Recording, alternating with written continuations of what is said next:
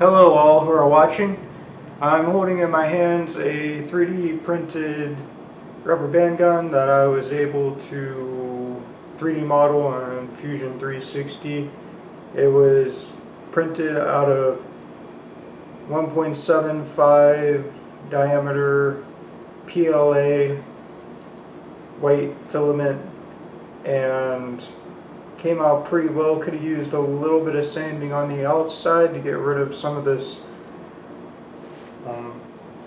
the printer defects, but the insides were sanded down a little bit and it shoots pretty well once you've done a little bit of sanding.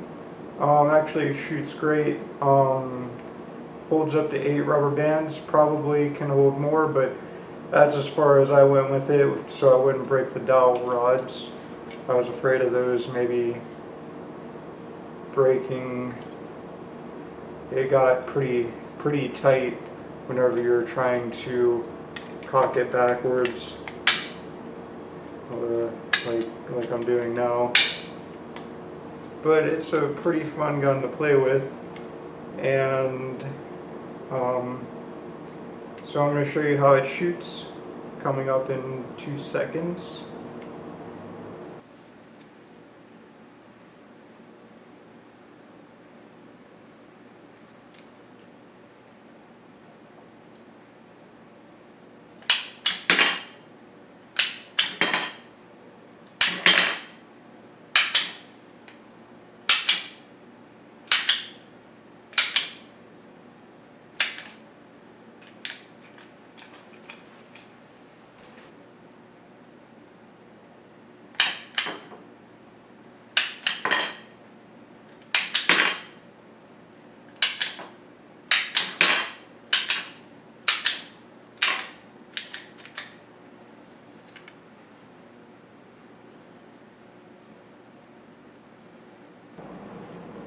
Here is the 3D printed gun cracked open, where you have the trigger, the rotation. It actually, whenever you pull back on the trigger, it kind of cantilevers on this sticking out here, and then it's held in with the rubber bands offer resistance. And then it has this stopper mechanism that catches the sprocket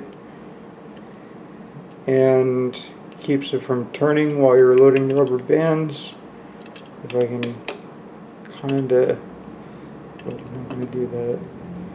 But as you squeeze the trigger, it releases, actually that back side's supposed to stop the sprocket, and then once it's around past that, then this one catches, and you're at, like, I would call that top dead center or whatever, and then you squeeze the trigger and it releases the sprocket, and that rotates around until it gets caught here.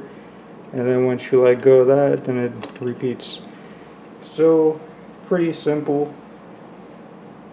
And it was fun to make. And they'll be in my Patreon if you want to grab a 3D model of this.